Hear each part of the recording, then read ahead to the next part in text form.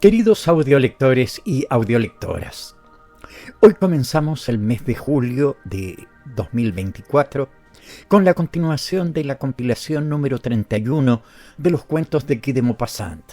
A lo largo de estos relatos podemos apreciar nuevamente la brillantez de este maestro de la narrativa corta, quien, a través de sus escritos, nos sumerge en el alma humana y en las complejidades de la vida.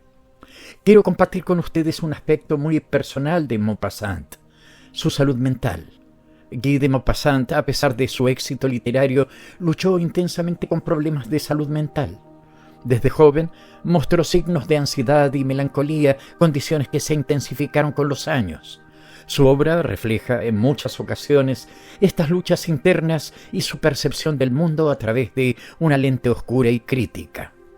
La sífilis, una enfermedad que contrajo en su juventud, afectó gravemente su salud mental en sus últimos años. Sufrió de alucinaciones y paranoia, lo que finalmente llegó a su internamiento en un sanatorio, donde pasó los últimos meses de su vida hasta su fallecimiento en 1893. Maupassant nos deja un legado literario invaluable, y a través de sus cuentos podemos vislumbrar su genio y su tormento. Espero que disfruten de esta nueva compilación y que estos relatos les permitan entender y apreciar aún más a este gran escritor.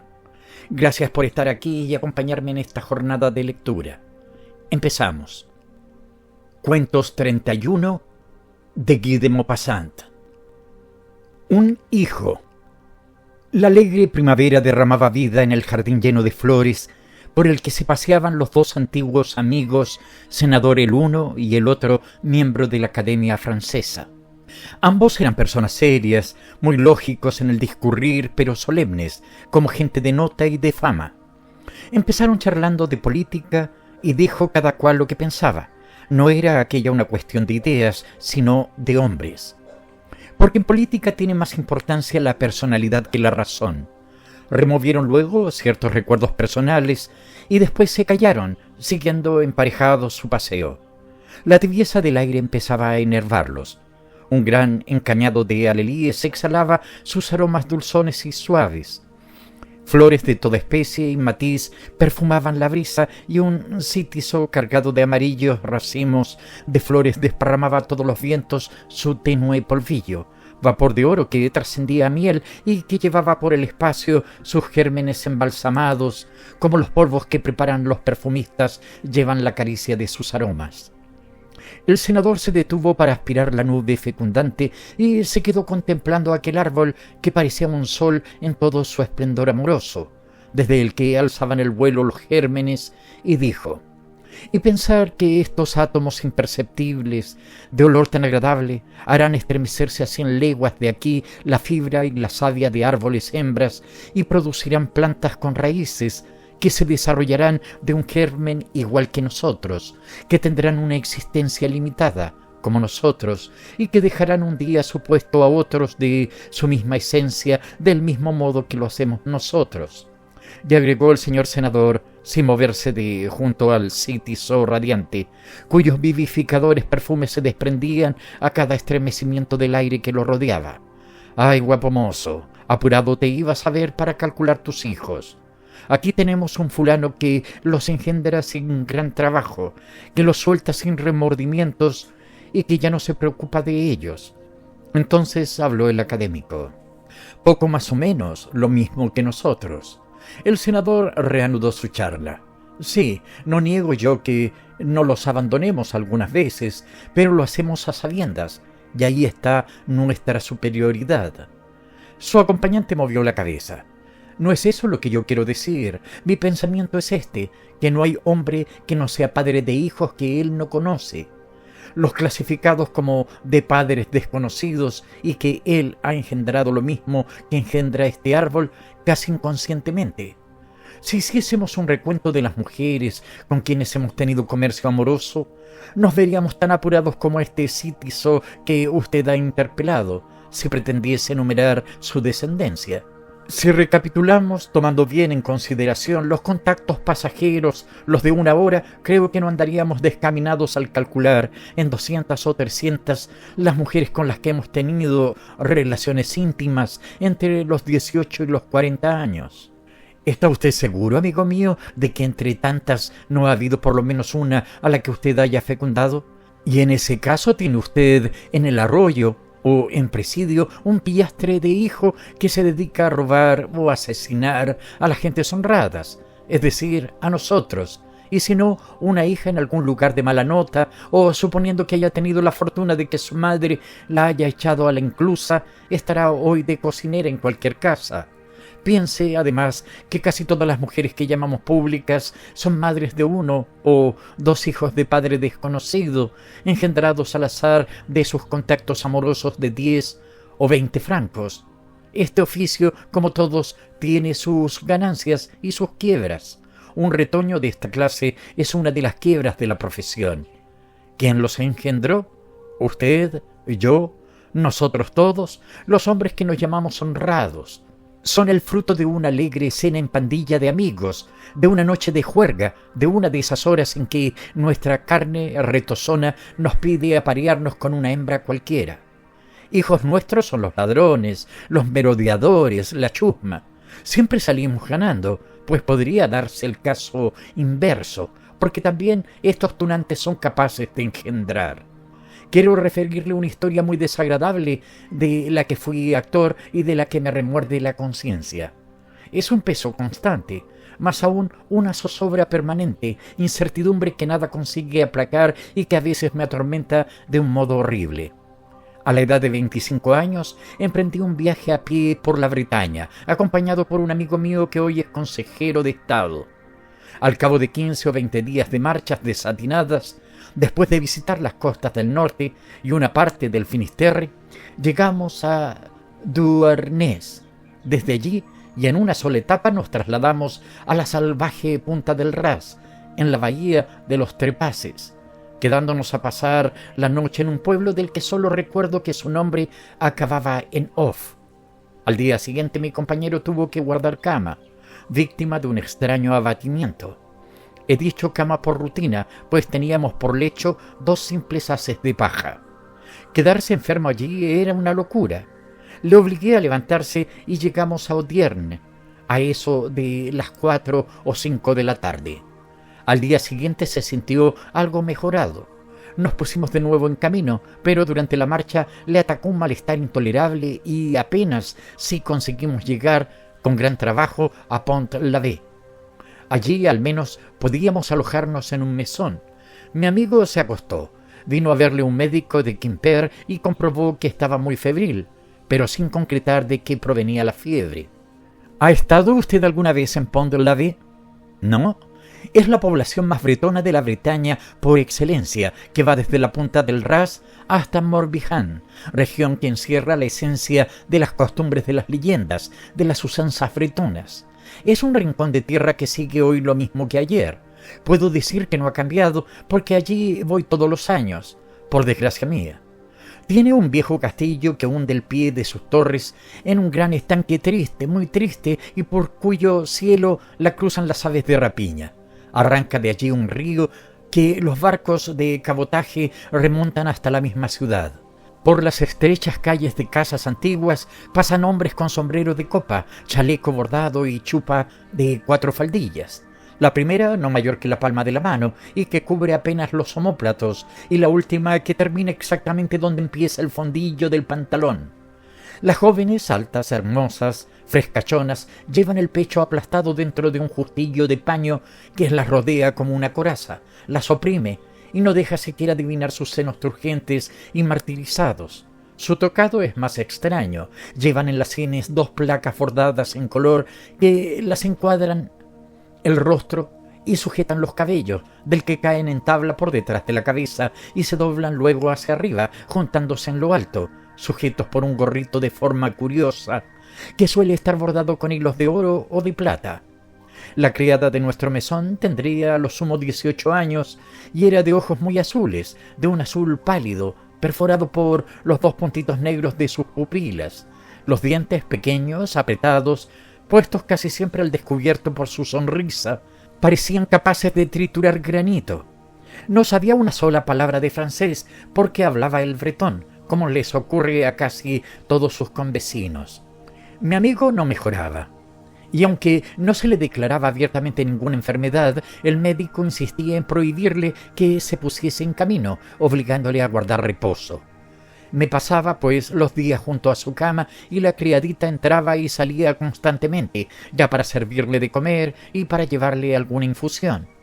Yo le hacía siempre travesuras, cosa que la divertía, pero no nos hablábamos, como es de suponer, porque no podíamos entendernos. Cierta noche que yo había velado hasta muy tarde junto a la cama del enfermo, me crucé al volver a mi habitación con la mocita que se recogía en la suya. La puerta de la mía estaba abierta. Bruscamente y sin reflexionar en lo que hacía, más bien por jugar que por otra cosa, la cogí por el talle y, sin darle tiempo a reaccionar, la metí en mi cuarto y cerré la puerta. Ella me miró azorada, enloquecida, espantada, no atreviéndose sin duda a gritar por miedo al escándalo, a que la despidiesen los amos, por de pronto, y a que la cerrase tal vez su padre las puertas de su casa. Había empezado por ser una broma, pero así que la tuve en mi habitación me acometió el deseo de hacerla mía. Se trabó entre los dos una lucha larga y silenciosa, un cuerpo a cuerpo parecido al de los atletas, con tensiones de brazos, crispaduras y retorcimientos de cuerpo, respiración jadeante y sudores. Se defendía valerosamente. A veces golpeábamos un mueble, un tabique, una silla, y entonces, sin soltarnos, permanecíamos inmóviles algunos segundos, por temor a que con el ruido se hubiese despertado alguien.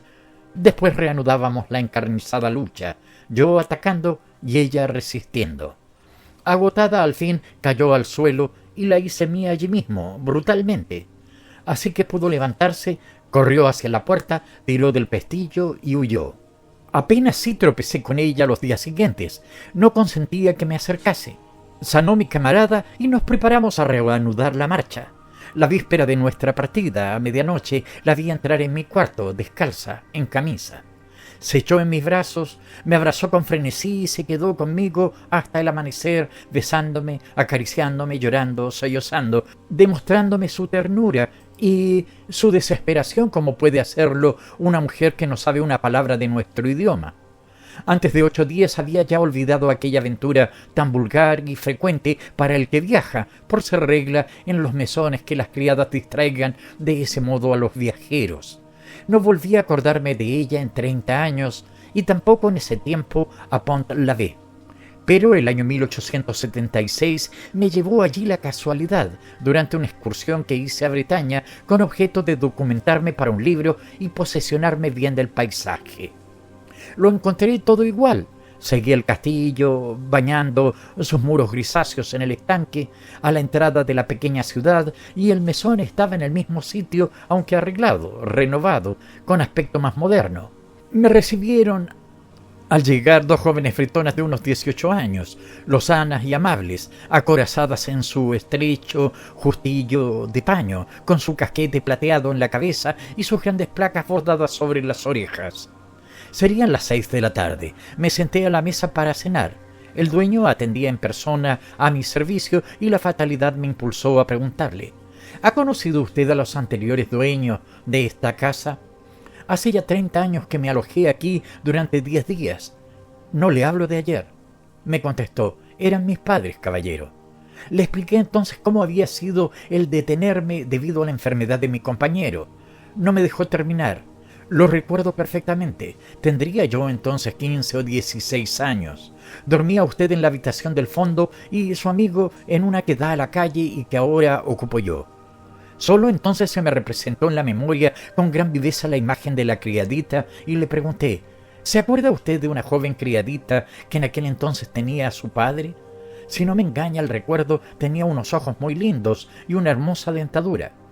Ya lo creo que me acuerdo. Murió de parto al poco tiempo. Extendió la mano hacia el establo, llamando mi atención un hombre flaco y cojo que removía el estiércol, y agregó: «Ese es su hijo». Me eché a reír. No tiene nada de guapo y en nada se parece a su madre. Habrá salido sin duda al padre. El mesonero dijo: «Es posible, pero no se llegó a saber quién era. Murió ella sin decirlo y nadie sabía que tuviese novio. La noticia de que estaba encinta cayó como una bomba. Nadie quería creerlo. Sentí una sacudida desagradable, una de esas punzadas dolorosas que nos encogen el corazón cuando nos amenaza un pesar muy hondo. Volví la vista hacia el hombre del establo. Había sacado agua del pozo y avanzaba cojeando, cargado con 2 cubos, haciendo un penoso esfuerzo con la pierna más corta. Iba desarrapado, horriblemente sucio, y sus cabellos enmarañados le caían en las mejillas como cuerdas retorcidas. El mesonero siguió diciendo: «Sirve para poco, y lo guardamos por caridad en la casa. Si hubiera recibido la educación que los demás, tal vez no hubiera llegado a lo que ha llegado, pero ¿cómo va a ser? Sin padre, sin madre, sin dinero. Mis padres tuvieron compasión del niño, pero en fin de cuentas no era nada suyo, comprenderá». Me callé. Me dieron la misma habitación. No pegué el ojo en toda la noche pensando en aquel mozo de establo y planteándome la misma pregunta. ¿Y si fuese hijo tuyo, después de todo? ¿Habré sido, pues, capaz de matar a la joven aquella y de engendrar un ser como ese? Claro que era posible. Tomé la resolución de hablar con aquel hombre y de averiguar exactamente la fecha de su nacimiento. Bastaría una diferencia de 2 meses en el cómputo para que desapareciesen mis temores. Lo mandé llamar al día siguiente, pero tampoco hablaba palabra de francés. Parecía, además, no darse por enterado de nada e ignoraba hasta su edad, que yo le pregunté valiéndome de una de las criadas. Permanecía delante de mí con aire estúpido, dando vueltas al sombrero entre sus manazas huesudas y repugnantes, pero con algo que recordaba a su madre en la comisura de los labios y en el rabillo del ojo. Vino el patrón y trajo el certificado de nacimiento de aquel desgraciado. Había nacido a los 8 meses y 28 días de mi paso por Pont-l'Abbé. Recordaba yo perfectamente que había llegado al Orient el 15 de agosto. El certificado hacía constar padre desconocido. La madre se había llamado en vida Juana Kerradec. Mi corazón se puso a latir apresuradamente. Tan grande era mi emoción que ni hablar podía. Miraba a aquel bruto cuyas largas quedejas amarillas parecían un estercolero más sórdido que el de la cuadra.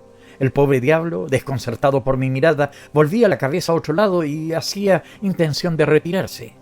Me pasé el día paseando a lo largo del riachuelo, sumido en dolorosas reflexiones. Pero ¿a qué conducía el reflexionar? No había medio de llegar a una conclusión definitiva. Horas y horas estuve pesando las razones en pro o en contra de mi presunta paternidad, desazonándome con toda clase de intrincadas suposiciones para quedar siempre en la más horrible incertidumbre o caer en el convencimiento, más atroz todavía, de que aquel hombre era mi hijo. Me retiré sin cenar a mi habitación.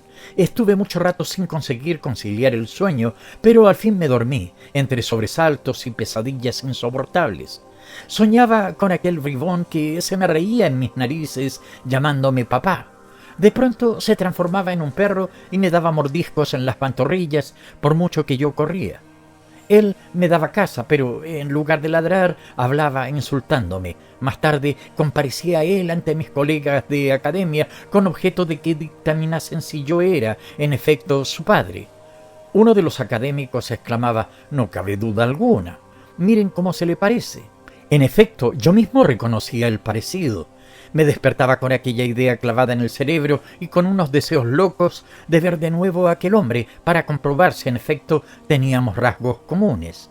Era domingo. Me acerqué a él cuando iba a misa y le di 5 francos, al mismo tiempo que examinaba con ansiedad los rasgos de su cara. Soltó otra vez su risa estúpida, cogió el dinero y, desasosegado por la insistencia con que le miraba, se escapó, después de tartajear una frase confusa que sin duda quería decir gracias. Transcurrió para mí el día tan angustioso como el anterior. Cerca ya de la noche llamé al hotelero y le dije, a la vuelta de 1000 precauciones, habilidades y disimulos, que aquel pobre diablo abandonado de todos y privado de todo había despertado mi interés y que deseaba hacer algo en favor suyo. Aquel hombre me contestó: «No se le ocurra a usted semejante cosa. Es hombre perdido y no sacará usted más que disgustos. Yo me sirvo de él para limpiar las cuadras y no sirve para otra cosa. A cambio lo mantengo y duerme en la cuadra misma. No necesita más. Si dispone usted de algún pantalón viejo, déselo, aunque a los 8 días lo tendrá hecho harapos. No insistí, diciéndole que ya le diría lo que decidía. Aquel granuja volvió por la noche con una borrachera espantosa. Estuvo a pique de pegar fuego a la casa. Golpeó bárbaramente a uno de los caballos con un azadón y, en resumidas cuentas, mi generosidad tuvo como consecuencia que durmiese aquella noche al raso bajo la lluvia y el barro.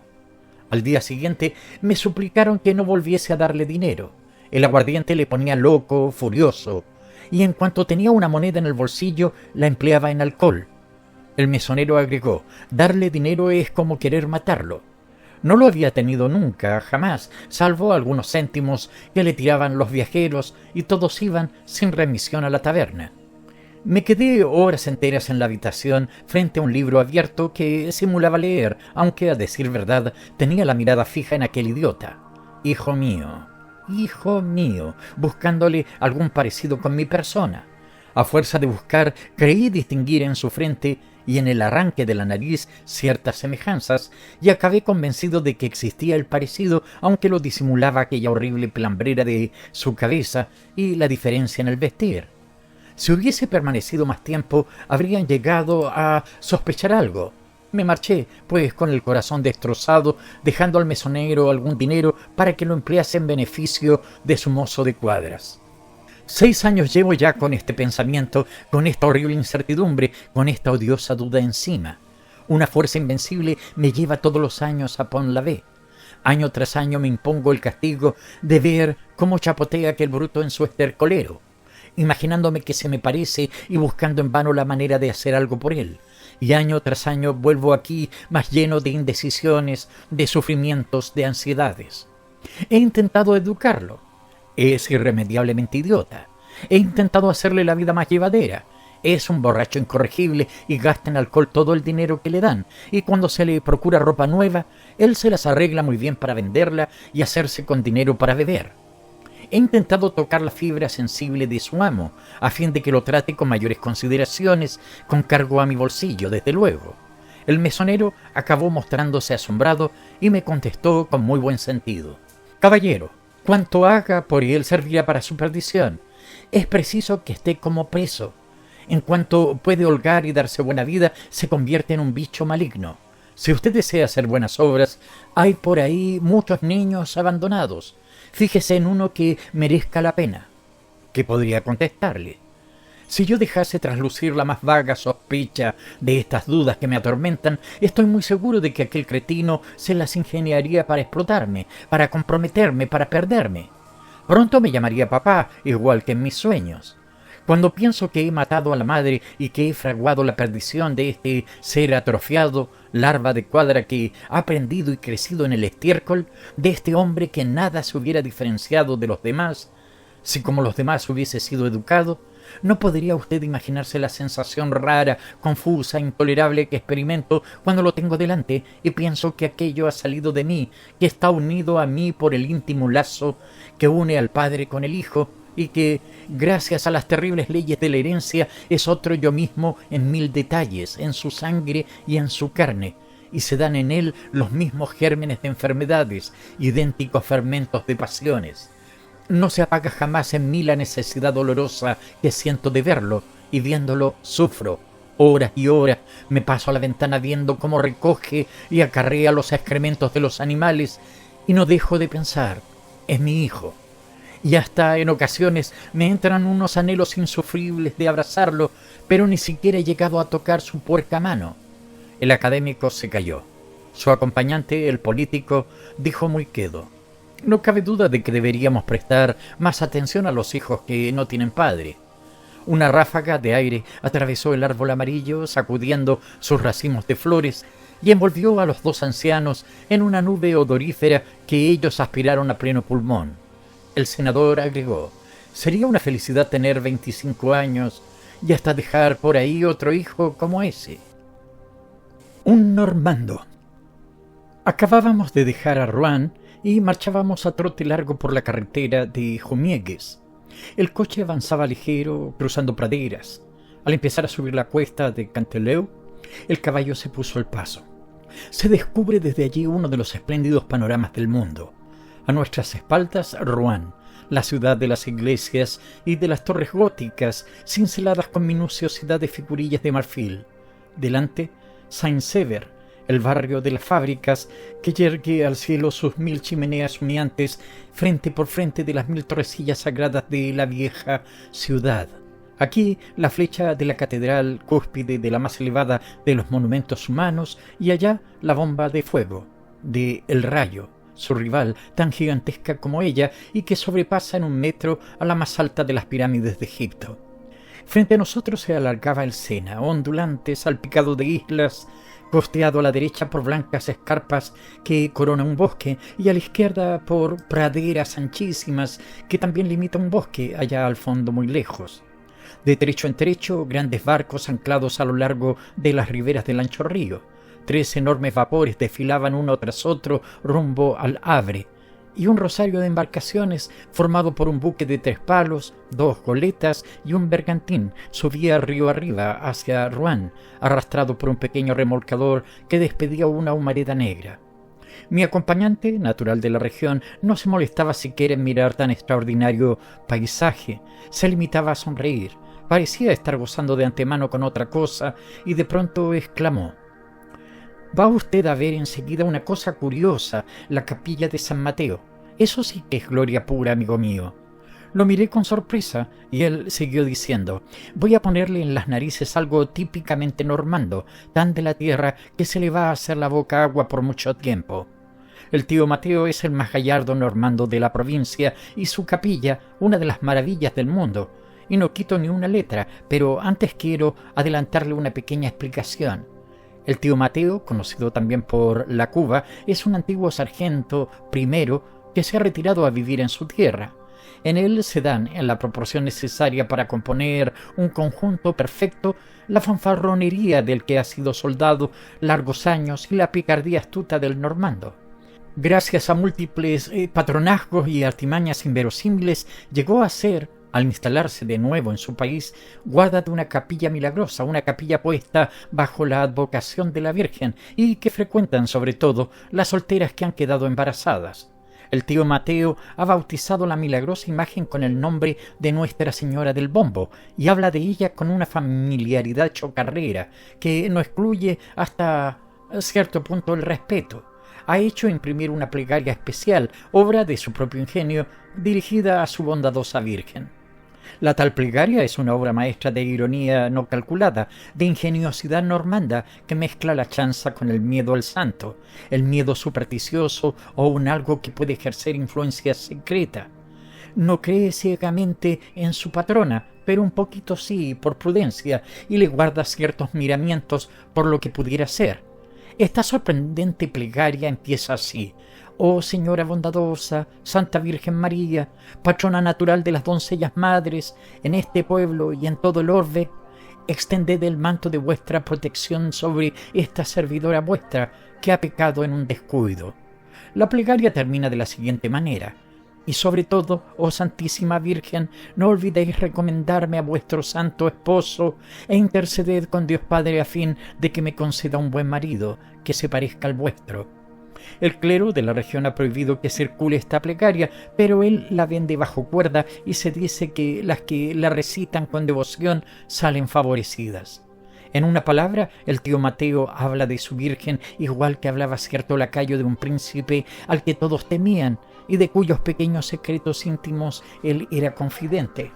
Sabe, a propósito de la intercesión de su patrona, una cantidad de anécdotas divertidas y cuando está bebido se las suele contar en voz baja a sus amigos. Usted mismo va a tener ocasión de tratarlo.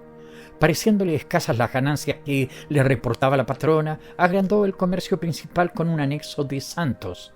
Los tiene todos o casi todos. Como en la capilla no hay sitio suficiente para tenerlos expuestos, almacena los sobrantes en la leñera, sacándolos de allí cuando se los pide algún devoto. Él mismo cinceló en madera sus imágenes de una comicidad inimaginable y las pintó de verde, aprovechando la pintura con que estaba enjabelgando su casa. Sus santos curan en general todas las enfermedades, pero cada cual tiene su especialidad. Hay que tener cuidado de no cometer a este respecto errores o confusiones, porque en cuanto a jurisdicción son tan celosos como los comediantes. Para no caer en falta, las viejas devotas consultan sus casos con el tío Mateo. ¿Qué santo es el más seguro para el dolor de oídos? Y les contesta que San Osimo es bueno, pero tampoco Santa Pánfila lo hace mal. Pero el tío Mateo no se limita a eso. Le sobra tiempo, después de atender a su obligación, y bebe. Pero bebe como un especialista, como un convencido, y por la noche está indefectiblemente borracho. Su borrachera no lo atonta. Tan despierta conserva la cabeza que anota todos los días el grado exacto de aquella. Vive sobre todo para eso, lo de la capilla pasa a segundo término. Ha inventado, habrá el oído y agárrese, el borrachímetro. El instrumento no tiene existencia real, pero las observaciones de mareo tienen precisión matemática. Le oirá usted decir, por ejemplo, desde el lunes he pasado de los 45, o quizá estaba entre los 52 y los 58, o bien llegaría a los 70 o a los 80. Cuando no, diablo de instrumento. Cuando más tranquilo estaba creyéndome los 50, miro y veo que llegaba a los 75. No se equivoca nunca, asegura no haber llegado jamás al metro, pero como reconoce que después de los 90 no puede responder de la exactitud de sus observaciones, no hay que fiarse demasiado. Ahora que, cuando él dice que no ha pasado de los 90, hay base para creer que tenía una borrachera monumental. Su mujer, Melia, tan pintoresca como el marido, monta en cólera cuando él llega a casa en tal estado. Se planta en la puerta y vocifera como loca. «Ya estás aquí, cochino, puerco, borracho, indecente». El tío Mateo se pone entonces serio, se planta en jarras frente a ella y le dice en tono severo: «Cállate, Melia, no es esta hora de conversación, espera a mañana». Y si ella sigue vociferando, se acerca y le grita con voz amenazadora: «No ladres que estoy en los 90, ya no funciono, me entran ganas de pegar, ten cuidado, Melia». La mujer entonces se bate en retirada. Si al día siguiente intenta volver sobre el tema, se le ríe en las narices y le contesta: «¿Quién se acuerda ya de eso? Lo pasado, pasado. Mientras no llegue al metro, no pasa nada. Si paso del metro, entonces sí, castígame. Te doy permiso, palabra de honor». Habíamos llegado al punto más alto de la cuesta. La carretera se adentraba en el admirable bosque de Rummare. El otoño, el maravilloso otoño, salpicaba de oro y de púrpura los verdores que todavía conservaban su lozanía, como si el cielo hubiese derramado en la espesura de los bosques chorreones de sol fundido. Atravesamos a Duclair, pero en lugar de seguir hacia Jumiegues, mi amigo dobló hacia la izquierda, tomó un atajo y se metió en la espesura.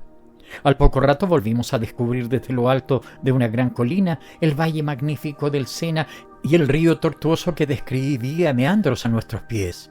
Teníamos a nuestra derecha un pequeño edificio con techo de pizarra coronado por un campanario de la altura de una sombrilla. Estaba adosado a una linda casita de persianas verdes revestida de madreselvas y de rosales. Oímos un vozarrón que gritaba: «¡Sean bienvenidos los amigos!». Y Mateo apareció en la puerta. Era un hombre de 60 años, flaco, de barba corta y largos bigotes blancos. Mi acompañante le dio un apretón de manos, hizo mi presentación. Mateo nos pasó a una habitación fresca que servía de cocina y de comedor. Dijo cuando entramos: «Mi casa no es elegante. La verdad es que a mí me gusta estar cerca de los guisos. Se siente uno como acompañado entre las cacerolas». Se volvió hacia mi amigo: «¿Cómo se le ha ocurrido venir en jueves? Ya sabe usted que es el día de consulta de mi patrona. No podré salir de aquí esta tarde». Corrió a la puerta y lanzó como un bramido formidable: «¡Melia!», que debió sobresaltar hasta los marineros de los barcos que subían y bajaban por la ría, allá en lo más hondo del valle. Melia se hizo la desentendida. Mateo nos hizo un guiño picaresco: «No está de buenas conmigo porque ayer llegué con los 90. Mi acompañante se echó a reír. «¿Dice usted que con los 90? ¿Y cómo fue eso, amigo Mateo?». Este contestó: «Se lo voy a explicar. El año pasado no encontré sino 20 cargas de manzana albaricoquera. No había más, pero como no hay esa clase de manzana para hacer sidra, me dio para llenar una cuba y se me ocurrió probarla ayer. Un verdadero néctar, ya me lo dirán ustedes. Estaba conmigo Palito. Nos ponemos a echar un trago, luego echamos otro, sin llegar a saciarnos. Es como para estarse bebiendo hasta el día siguiente, y de trago en trago llegué a sentir frío en el estómago. Le dije a Palito, ¿qué te parecería un vaso de aguardiente para entrar en calor? No le pareció mal, pero este aguardiente fino le quema a uno las entrañas y hubo que volver a la sidra. De lo frío a lo caliente y de lo caliente a lo frío, compruebo de pronto que estoy en los 90. Polito no andaba lejos del metro. Se abrió la puerta. Apareció Melia y sin saludarnos siquiera le soltó.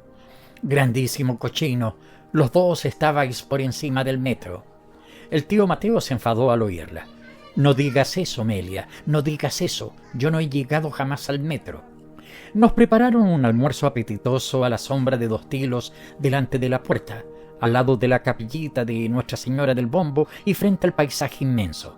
Mateo, con una mezcla de zumba y credulidad auténtica, nos contó inverosímiles historias de milagros. Habíamos bebido una buena cantidad de sidra deliciosa, agridulce, fresca, que se subía a la cabeza y que era la bebida preferida de Mateo. Estábamos fumando nuestras pipas, ahorcajadas en las sillas, cuando se presentaron 2 devotas mujeres. Eran viejas, apergaminadas, encorvadas. Después de saludar, le pidieron el San Blanco. Mateo nos hizo un guiño y contestó: «Ahora mismo se lo saco», y se metió en la leñera. No le vimos en 5 minutos y cuando salió traía expresión consternada. Alzó los brazos. «No sé dónde está, no lo encuentro, y sin embargo estoy seguro de que lo tenía». Hizo tornavoz con las manos y volvió a mugir. «Melia». Su mujer le contestó desde el fondo del corral: «¿Qué pasa? ¿Dónde has puesto a San Blanco, que no lo encuentro en la leñera?» Melia voció esta explicación. «¿No será el que cogiste la semana pasada para tapar con él un agujero de la conejera?» Mateo se estremeció. «Rayos y centellas, puede que sí». Entonces les dijo a las mujeres: «Acompáñenme». Le siguieron y nosotros también, reventando de ganas de reír. En efecto, San Blanco, clavado en el suelo como una estaca, manchado de barro y cieno, servía de esquina a la conejera. Las 2 devotas se arrodillaron en cuanto lo vieron, hicieron la señal de la cruz y empezaron a recitar oraciones. Pero Mateo les dijo apresuradamente: «Un momento, estáis arrodilladas en el barro, voy a poneros un buen haz de paja». Trajo paja y les arregló una especie de reclinatorio. Se quedó luego mirando al embarrado santo y, pareciéndole que podía redundar en descrédito de su comercio, agregó: «Voy a arreglárselo un poco». Echó mano a un cubo de agua y a un cepillo y refregó con energía la figura de madera mientras las 2 viejas seguían rezando. Acabada su labor, dijo: «Ya está todo en buena disposición», y nos llevó a echar otro trago. Al llevar el vaso a la boca se detuvo y nos habló con alguna turbación. «La verdad es que cuando puse a San Blanco en la conejera fue porque creí que ya no daría dinero. Llevaba 2 años sin que nadie me lo pidiese, pero ya ven ustedes, los santos nunca pasan del todo». Bebió y luego siguió hablando. «Ea, echemos un trago más. Cuando uno está entre amigos, tiene que subir por lo menos hasta los 50. Hasta ahora solo ando por los 38. Un parricida. El abogado había alegado locura. ¿De qué otro modo explicar aquel extraño crimen? Cierta mañana, entre los cañaverales, cerca de Chateau, habían encontrado 2 cadáveres abrazados, una mujer y un hombre. Personas conocidas de la buena sociedad, ricas, ya no muy jóvenes, y casados solamente el año anterior, porque la mujer solo era viuda desde hacía 3 años. No se les conocían enemigos, no les habían robado. Al parecer les habían tirado desde la ribera al río, después de haberlos herido uno tras otro con un largo estilete. La investigación no descubría nada. Nada sabían los marineros interrogados. Ya iba a sobreseerse el caso cuando un joven ebanista de un pueblo vecino, llamado George Louis y apodado el Burgués, se entregó prisionero. En todos los interrogatorios únicamente respondió esto: «Conocí al hombre hace 2 años, a la mujer hace 6 meses. Venían a menudo para encargarme que restaurase muebles antiguos porque soy hábil en mi oficio». Y cuando le preguntaban por qué los mató, respondía obstinado: «Los maté porque quise matarlos. No pudieron sacarle más». El hombre era sin duda hijo natural, dado a criar en otro tiempo en la región y luego abandonado. No tenía más nombre que George Louis, pero como al crecer resultó singularmente inteligente, con gustos y delicadezas instintivas que no poseían sus camaradas, lo apodaron el burgués, y nadie le llamaba de otro modo. Tenía fama de ser notablemente hábil en el oficio de ebanista que había adoptado. Incluso hacía algunos trabajos como tallista. También se le tenía por exaltado partidario de las doctrinas comunistas y hasta nihilista, gran lector de novelas de aventuras, de novelas con dramas sangrientos, lector influyente y orador hábil en las reuniones públicas de obreros o campesinos. El abogado había alegado locura, porque como si no admitir que aquel obrero hubiese matado a sus mejores clientes, unos clientes ricos y generosos, él lo reconocía, que en 2 años le habían encargado trabajos por valor de 3.000 francos. De ello daban fe sus libros. Solo podía haber una explicación: la locura, la idea fija del desclasado que se venga en 2 burgueses de todos los burgueses, y el abogado hizo una hábil alusión a ese apodo de el burgués que la región daba al niño abandonado. Exclamaba: ¿no es una ironía, y una ironía capaz de exaltar más aún al desventurado muchacho sin padre ni madre? Es un republicano ardiente, que digo, pertenece incluso a ese partido político que la República fusilaba y deportaba no hace mucho al que hoy acoge con los brazos abiertos, a ese partido para el que el incendio es un principio y el asesinato un recurso muy simple. Esas tristes doctrinas aclamadas ahora en las reuniones públicas han provocado la perdición de ese hombre. Ha oído a los republicanos, a mujeres incluso, sí, a mujeres, pedir la sangre del Señor. Gambetta, la sangre del señor Grevy. Su espíritu enfermo se trastornó. También él quería sangre, sangre de burgués. No es a él a quien hay que condenar, señores, es a la comuna. Corrieron murmullos de aprobación. Se notaba claramente que el abogado había ganado la causa. El ministerio fiscal no replicó. Entonces el presidente hizo al reo la pregunta de costumbre: «Acusado, ¿tiene usted algo que añadir en su defensa?» El hombre se levantó. Era de pequeña estatura, de un rubio de lino, ojos grises, fijos y brillantes. De aquel frágil muchacho salía una voz fuerte, franca y sonora, y cambiaba repentinamente, a las primeras palabras, la opinión que se hubieran hecho de él. Habló con altivez en un tono declamatorio, pero tan nítido que sus menores palabras se hacían oír en el fondo de la gran sala. «Señor presidente, como no quiero ir a una casa de locos, y antes prefiero la guillotina, voy a decirle todo. Maté a ese hombre y a esa mujer porque eran mis padres. Ahora escúcheme y júzgueme. Tras haber dado a luz un niño, una mujer lo envió a cierto lugar para que lo criasen. Tal vez ni siquiera supo a qué región llevó su cómplice al pequeño ser inocente, pero ya condenado a la miseria eterna, a la vergüenza de un nacimiento ilegítimo y aún más a la muerte, puesto que lo abandonaron, puesto que la nodriza, al dejar de recibir la pensión mensual, podía, como hacen a menudo, dejarlo perecer, sufrir hambre y morir de abandono. La mujer que me crió fue honrada, más mujer, más grande, más madre que mi madre. Ella me crió. Hizo mal cumpliendo su deber. Más vale dejar perecer a esos infelices arrojados a los pueblos de las afueras, como se arroja la basura fuera de las aceras. Crecí con la vaga impresión de que sobre mí llevaba una deshonra. Los otros niños me llamaron un día bastardo. No sabían lo que significaba esa palabra. Oída por uno de ellos en casa de sus padres. También yo la ignoraba, pero la sentí. Puedo afirmar que yo era uno de los más inteligentes de la escuela. Hubiera sido un hombre honrado, señor presidente, acaso un hombre superior, si mis padres no hubieran cometido el crimen de abandonarme. Y ese crimen ellos lo cometieron contra mí. Yo fui la víctima, ellos los culpables. Yo estaba indefenso, ellos fueron despiadados. Debían amarme, me rechazaron. Yo, sí, les debía la vida, pero ¿es la vida un regalo? En cualquier caso, la mía no era más que una desgracia. Tras su vergonzoso abandono, no les debía otra cosa que la venganza. Ellos hicieron contra mí el acto más inhumano, el más infame, el más monstruoso que puede cometerse contra un ser. Un hombre injuriado golpea. Un hombre robado recupera lo que es suyo por la fuerza. Un hombre engañado, burlado y martirizado mata. Un hombre abofeteado mata. Un hombre deshonrado mata. Yo fui más robado, engañado, martirizado, abofeteado moralmente y deshonrado que todos esos cuya cólera usted absuelve. Me he vengado, he matado. Ese era mi legítimo derecho. Tomé su vida a cambio de la vida horrible que ellos me impusieron. ¿Hablarán ustedes de parricidio? ¿Eran mis padres esas personas para las que yo fui una carga abominable, un terror, una mancha de infamia, para que en mi nacimiento fue una calamidad y mi vida una amenaza de vergüenza? Buscaban un placer egoísta, tuvieron un hijo imprevisto, eliminaron al niño. Ha llegado mi turno de hacer lo mismo con ellos, y sin embargo, hasta hace poco todavía estuve dispuesto a quererles. Hace 2 años, ya se lo he dicho, el hombre, mi padre, entró en mi casa por primera vez. Yo nada sospechaba.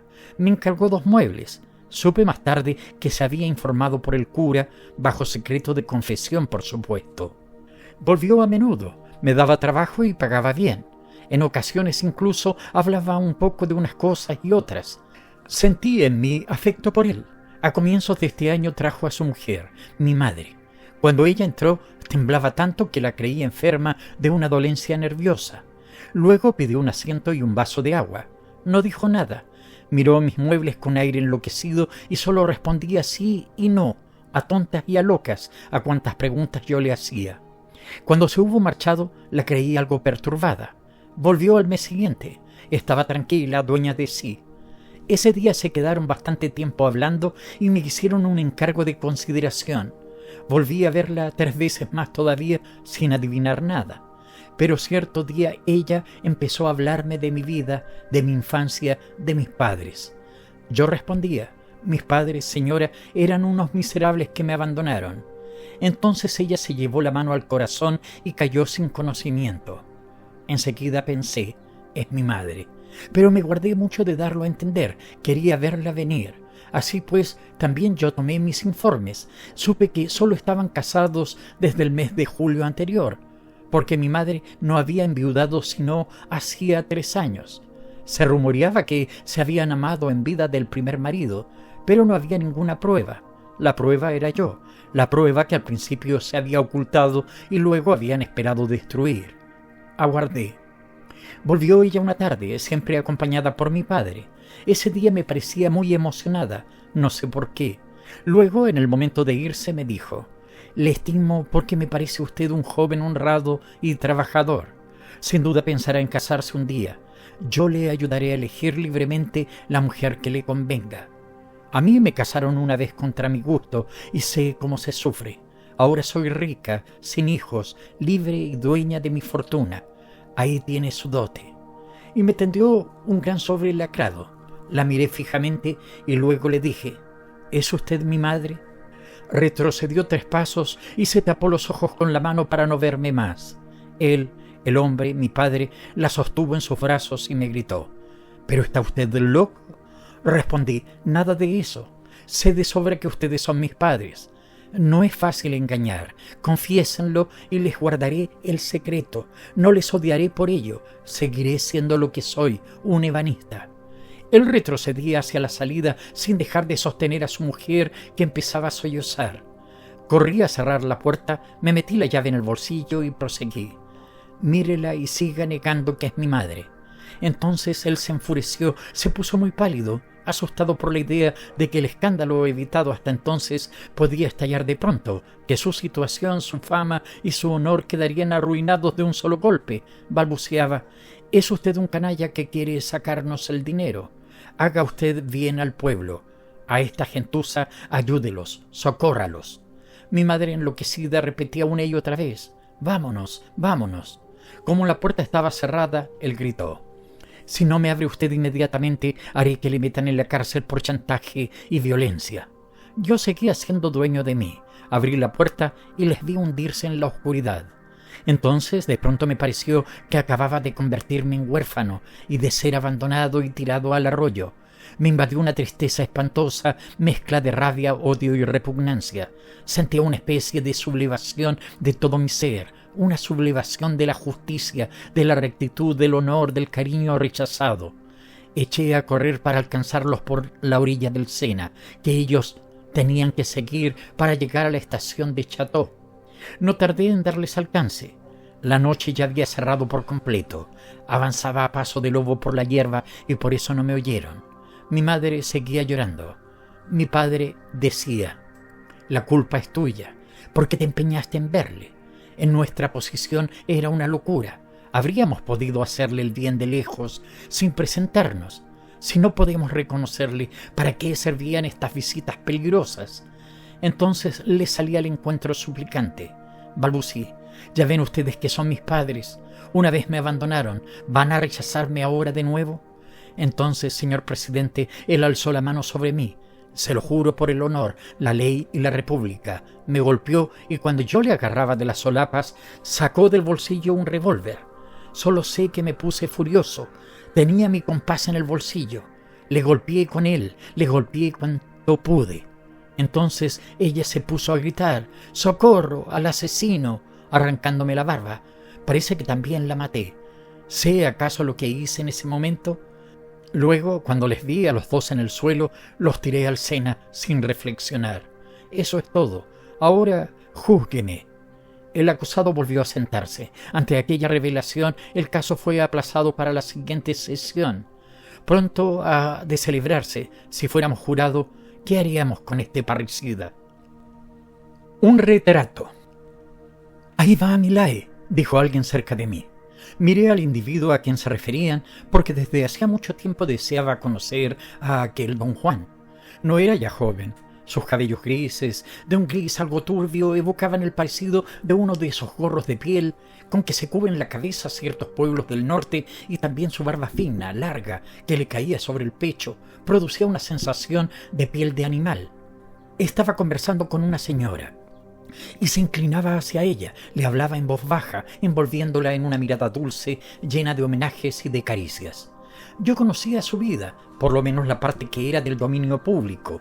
Lo amaron con locura y más de una vez hubo dramas en los que anduvo envuelto su nombre. Se hablaba de él como de un hombre muy seductor, casi irresistible. Interrogué en más de una ocasión a varias mujeres, porque éstas eran sus más entusiastas panegiristas para saber en qué consistía aquella fuerza suya. Y todas me contestaron, después de pensarlo un rato: no lo sé, es que fascina. Guapo no se podía decir que fuese. Carecía en absoluto de las gracias que supone debe poseer el conquistador de corazones femeninos. Tenía interés yo por descubrir dónde se ocultaba su seducción. ¿Era cosa, tal vez, de su ingenio? Nadie me había citado una frase suya, ni siquiera me habían elogiado su inteligencia. ¿Estaría en la mirada? Era posible. ¿O en su voz? Hay voces impregnadas de sensualidad, irresistibles, que tienen el sabor de manjares exquisitos.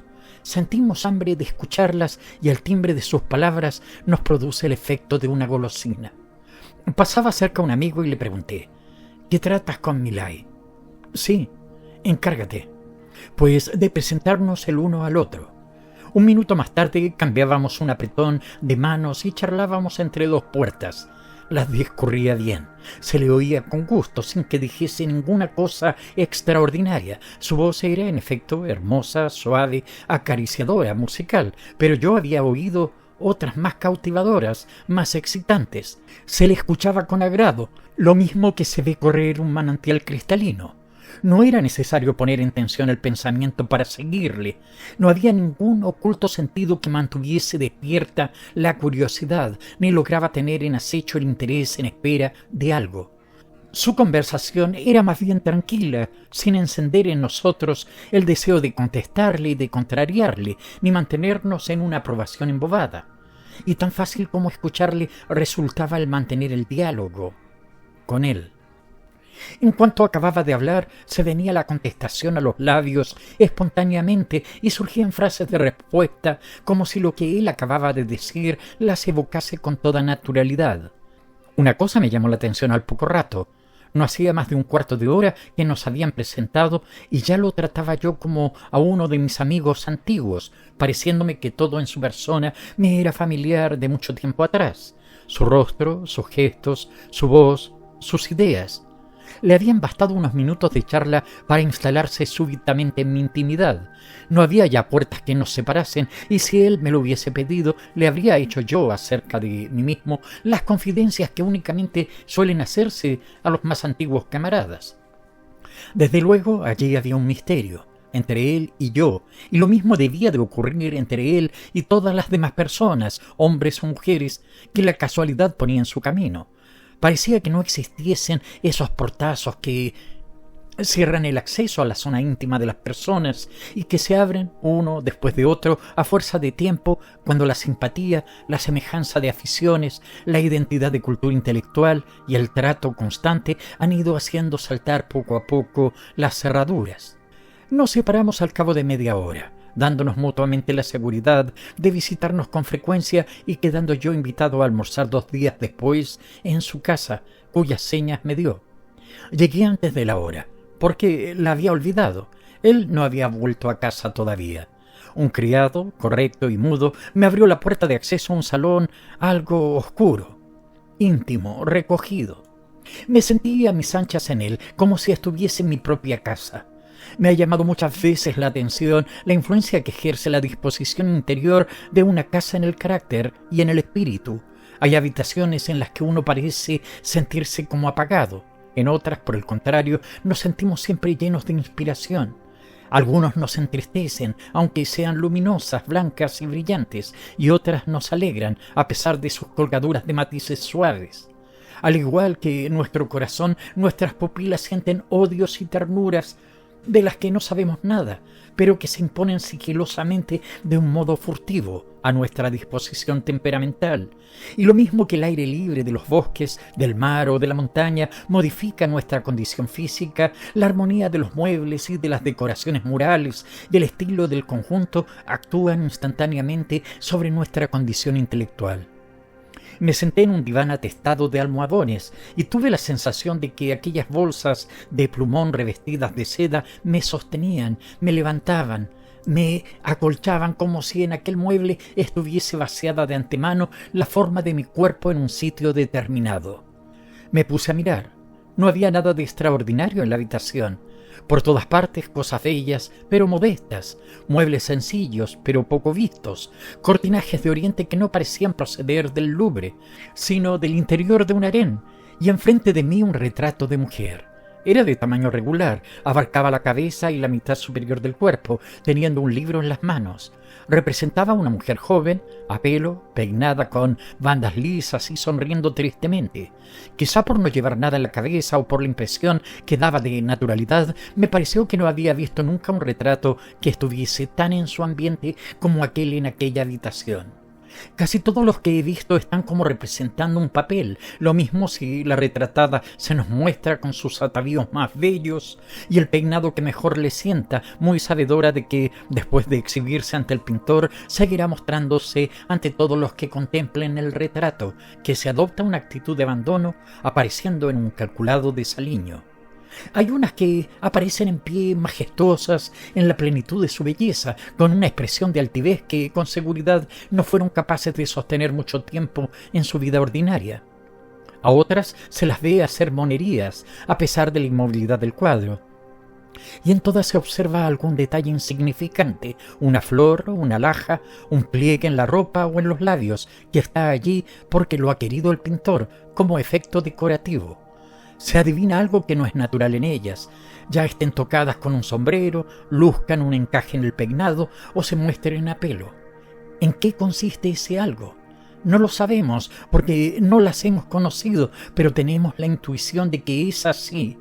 Se diría que están de visita en casa de personas a las que quieren agradar, a las que quieren producir la mejor impresión y llevan bien estudiada su actitud, que lo mismo puede ser modesta que altanera.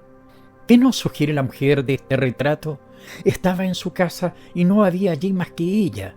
Sí, estaba sola porque se sonreía como lo hacemos al pensar en algo que es al mismo tiempo triste y quizá dulce, y no como sonreímos cuando sabemos que nos miran.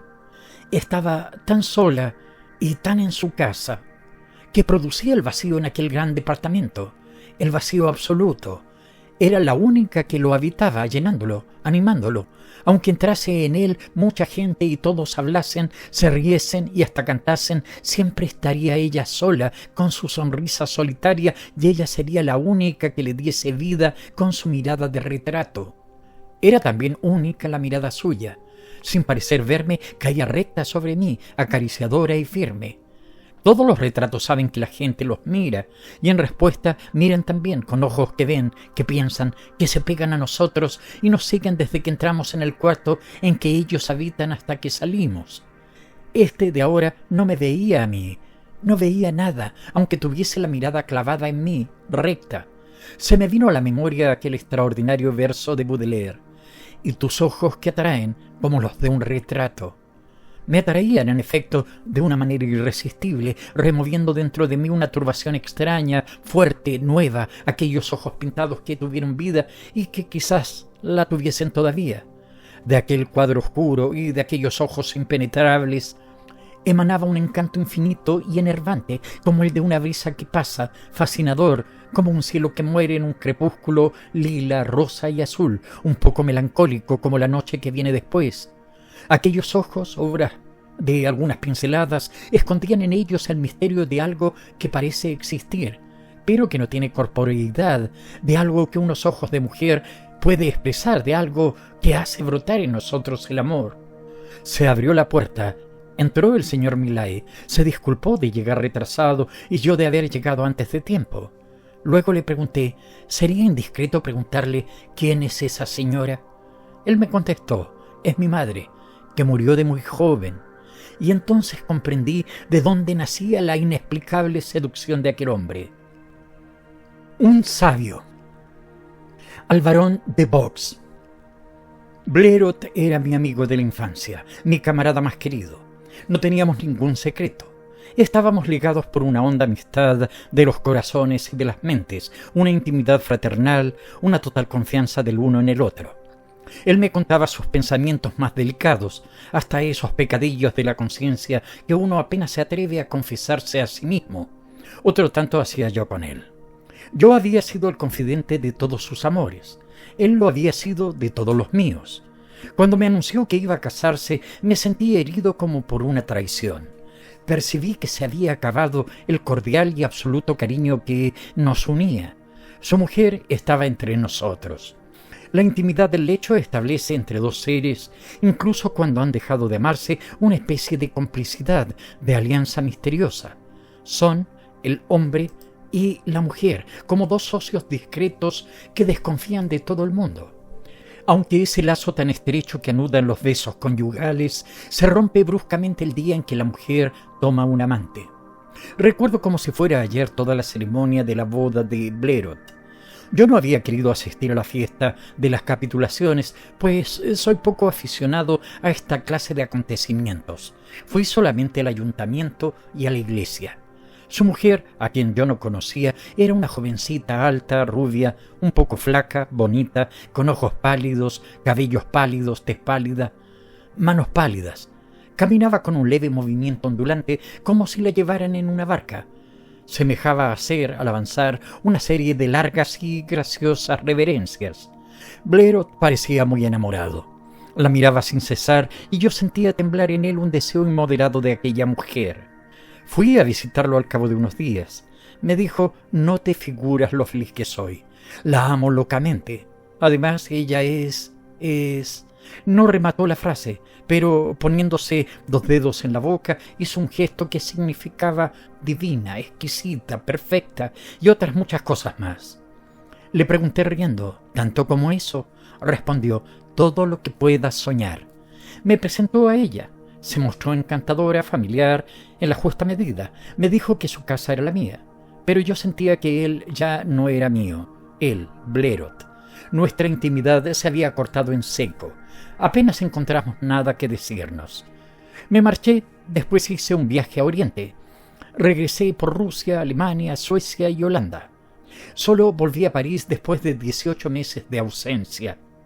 Al día siguiente de mi llegada, mientras vagaba por el boulevard para recobrar el aire de París, divisé viniendo hacia mí a un hombre muy pálido, de rasgos hundidos, que se parecía a Blérot, tanto como un tísico demacrado puede parecerse a un mozo rubicundo y con un poco de panza.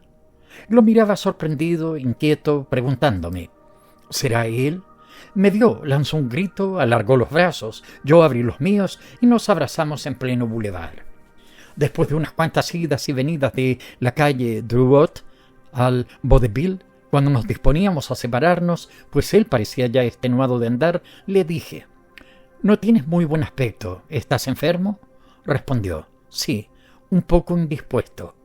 Tenía todas las apariencias de un hombre que va a morir, y una oleada de cariño me ascendió al corazón ante aquel viejo y queridísimo amigo, el único que he tenido nunca. Le estreché las manos. «¿Qué te ocurre? ¿Te duele algo?». «No, un poco de fatiga. No es nada». «¿Qué te dice el médico?». «Habla de anemia y me receta hierro y carnes rojas». Una sospecha cruzó por mi mente. Pregunté: «¿Eres feliz?». «Sí, muy feliz». «¿Feliz del todo?». «Del todo». «Tu mujer?». «Encantadora. La amo más que nunca». Pero advertí que se había ruborizado. Parecía cohibido, como si temiera nuevas preguntas. Lo cogí del brazo, lo empujé a un café vacío a aquellas horas, le hice sentarse a la fuerza y clavando mis ojos en los suyos: «Vamos, chico, dime la verdad». Él balbuceó: «No tengo nada que decirte». Proseguí con voz firme: «Eso no es cierto, René. Estás enfermo, enfermo del alma, sin duda, y no te atreves a revelar a nadie tu secreto. Te corroe algún pesar, pero me lo dirás a mí. Vamos, estoy esperando». Se ruborizó de nuevo, después tartamudeó, volviendo la cabeza. «Es estúpido, pero estoy acabado». Como callaba, le dije: «Ea, vamos, habla». Entonces él pronunció bruscamente, como si arrojara fuera de sí un pensamiento torturador, inconfesado aún: «Pues bien, tengo una mujer que me mata, eso es». Yo no comprendía. «Te hace desgraciado, te hace sufrir día y noche, pero ¿cómo? ¿En qué?». Murmuró con voz débil, como si estuviera confesando un crimen. «No, la amo demasiado». Quedé cortado ante esta confesión brutal. Después me entraron ganas de reír y por fin pude responder: «Pues me parece que podrías amarla menos». Había vuelto a ponerse muy pálido. Se decidió por fin a hablarme con el corazón en la mano como antaño. «No, no puedo, y me muero. Ya lo sé, me muero. Me estoy matando y tengo miedo. Ciertos días como hoy tengo ganas de dejarla, de irme para siempre, de marcharme al fin del mundo, para vivir mucho tiempo. Y después, cuando llega la noche, regreso a casa, a mi pesar, a pasitos, con la mente atormentada. Subo la escalera lentamente. Llamo. Ella está allí, sentada en un sillón. Me dice: «¿Qué tarde llegas?». Yo la beso, después nos sentamos a la mesa. Pienso todo el tiempo durante la cena: voy a salir después de cenar y cogeré el tren para ir a cualquier lado. Pero cuando volvemos al salón me siento tan fatigado que ya no tengo ánimos para levantarme. Me quedo y después sucumbo siempre». No pude contener una nueva sonrisa. Él la vio y prosiguió: «Tú te ríes, pero te aseguro que es horrible». «¿Por qué?», le dije. «¿No adviertes a tu mujer? A menos que sea un monstruo, lo comprenderá».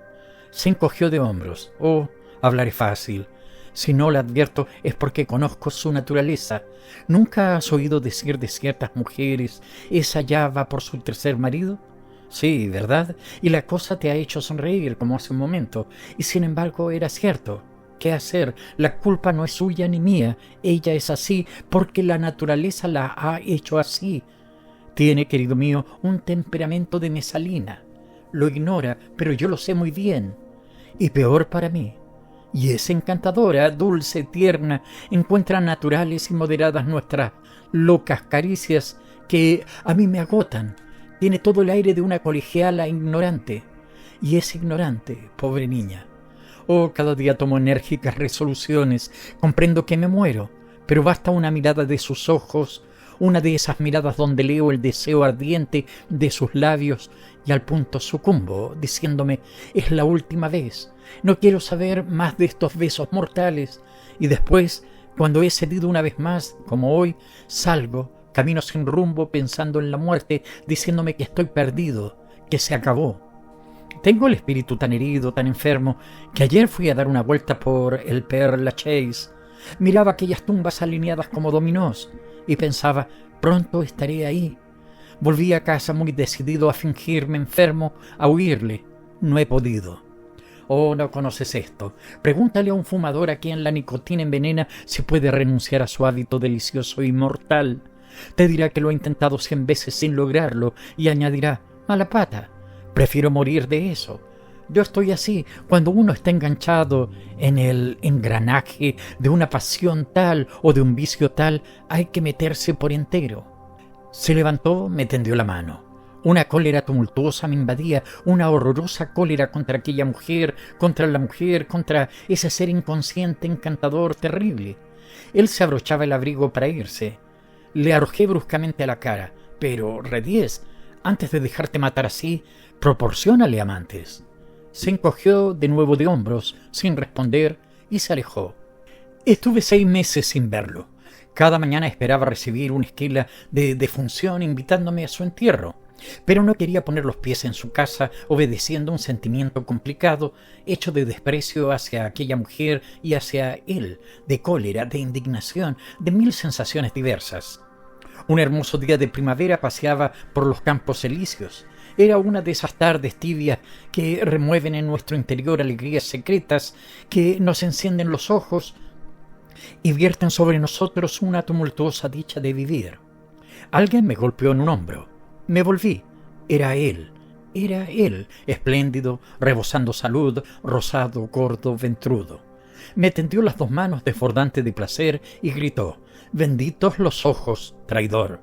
Lo miraba paralizado por la sorpresa.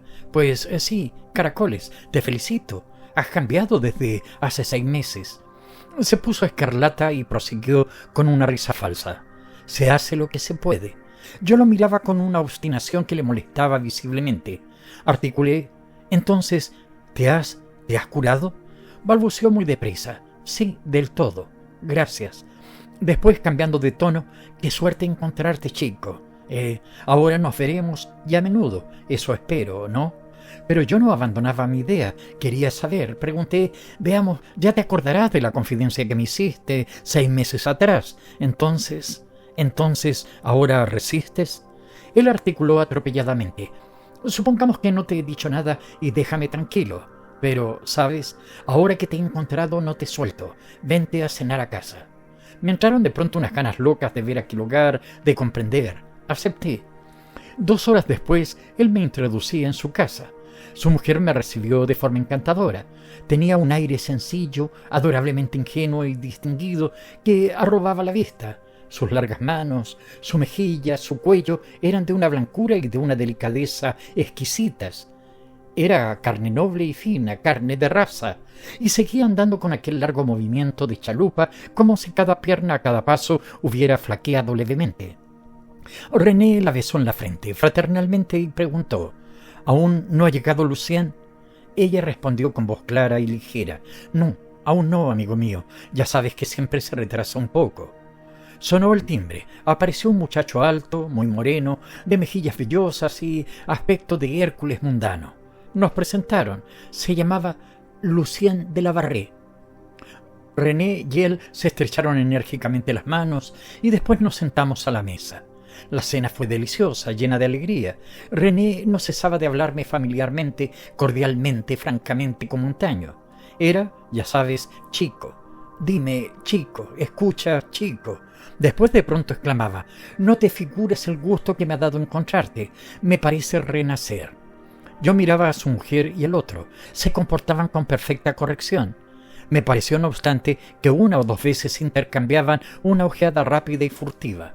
En cuanto acabó la comida, René, volviéndose hacia su mujer, declaró, «Querida, he vuelto a encontrar a Pierre y me lo llevo. Vamos a charlotear por el boulevard, como en tiempos. Perdónanos esta calaverada de solteros. Además, te dejo al señor de la Barre». La joven sonrió y me dijo, tendiéndome la mano, «No lo retenga mucho tiempo». Ya estábamos en la calle del Brazo. Entonces, queriendo saber a toda costa, «Vamos, ¿qué ha pasado? Pero me interrumpió bruscamente y con el tono gruñón de un hombre tranquilo a quien molestan sin razón, respondió, «Ah, chico, déjame en paz de una vez con tus preguntas. Después agregó a media voz, como hablando consigo mismo, con la pinta convencida de la gente que ha tomado una sabia resolución: era demasiado idiota dejarse reventar así, a fin de cuentas. No insistí. Caminábamos a buen paso. Nos pusimos a charlar y de pronto me susurró al oído: ¿y si nos fuéramos a ver chicas, eh? Me eché a reír francamente. Como quieras. Vamos, muchacho.